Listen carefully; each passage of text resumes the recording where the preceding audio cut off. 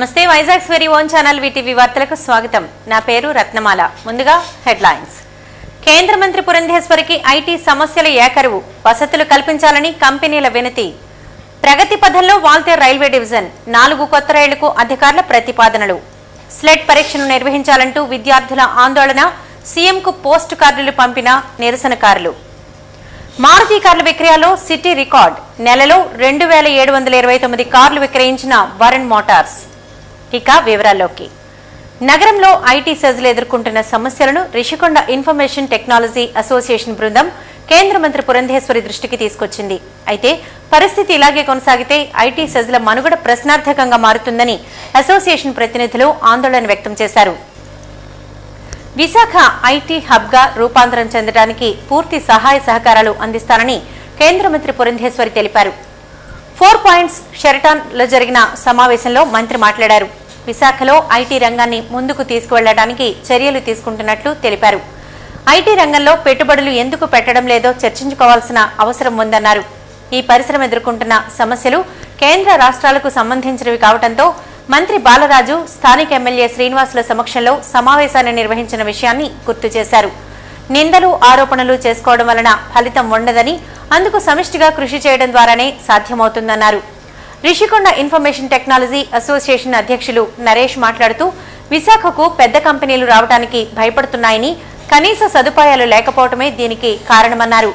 IT సెజ్లకు మంచినీటి సదుపాయం లేదని ఆవేదన వ్యక్తం చేశారు. 2 నుంచి 6 గంటల పాటు విద్యుత్ కోత విధిస్తున్నారని, ప్రభుత్వం విద్యుత్ కోత లేకుండా జీవో జారీ చేసినా ఫలితం లేకపోయిందన్నారు. ఐటీ సెజ్ల్లో మౌలిక సదుపాయాలు కల్పించాలని మంత్రిని కోరారు. Sales tax, income tax, service ట్యాక్స్ల నుంచి మినహాయింపు ఇవ్వాలని కోరారు. కార్యక్రమంలో భీమిలి ఎమ్మెల్యే అవంతి శ్రీనివాస్, విష్ణుకుమార్, రాజా తదితరులు పాల్గొన్నారు. వాటి పట్ల అవగాహన కల్పించుకుంటూ వాటిని అనుభవించుకుంటూ ఏ విధంగా ఐటీ రంగాన్ని ముందుకు తీసుకువెళ్ళాలి అనేటువంటి ఒక ఆలోచన ధోరణితో ఈ కార్యక్రమాన్ని ఇక్కడ నిర్వహిస్తున్నాము.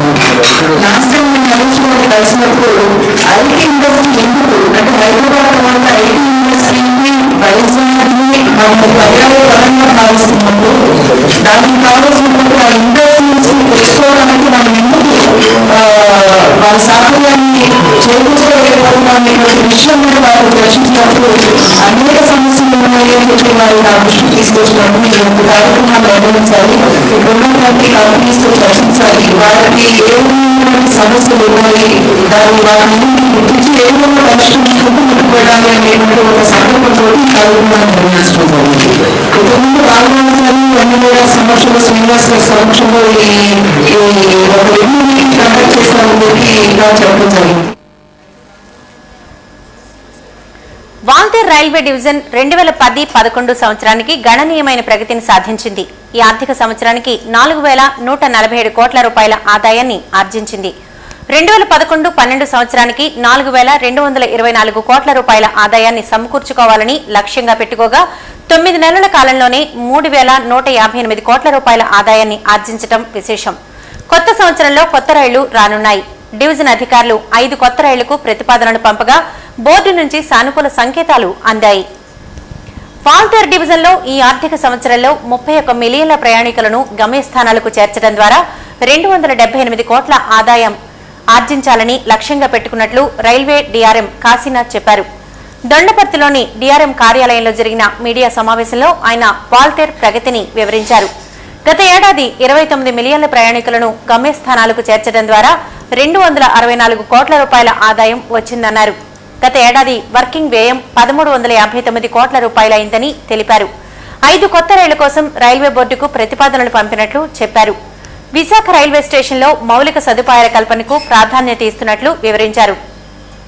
స్టేషన్లో రిటర్నింగ్ రూమ్లను ఆధునికీకరించడమే కాక అదనంగా మరో 2 రూమ్ల ఏర్పాటుకు అనుమతి లభించిందన్నారు.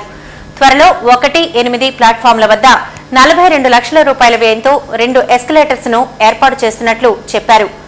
విశాఖ, దువ్వాడ, విజయనగరం రైల్వే స్టేషన్లలో టికెట్ జారీ చేసే యంత్రాలను ఏర్పాటు చేస్తున్నట్లు వెల్లడించారు. ప్రయాణికుల సౌకర్యార్థం బ్యాంక్ ఏటీఎంలను కూడా ఏర్పాటు చేస్తున్నట్లు పేర్కొన్నారు. విశాఖ రాకుండా దువ్వాడ మీదుగా వెళ్లే 12 రైళ్లలో 3ని విశాఖ మీదుగా నడుపుతున్నట్లు వెల్లడించారు. భవిష్యత్తులో అన్ని రైళ్లను విశాఖ మీదుగా నడిపేందుకు కృషి చేస్తున్నట్లు తెలిపారు.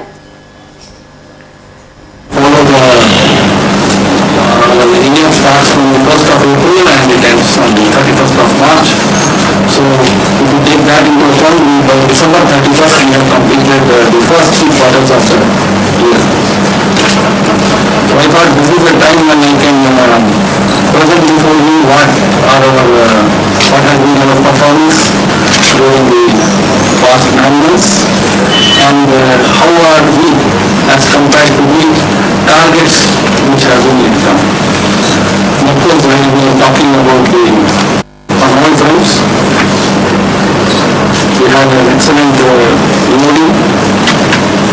We achieved a target of a loading of 48.27 billion tons. And by that, we have earned a total of 4,147.17 crores last year.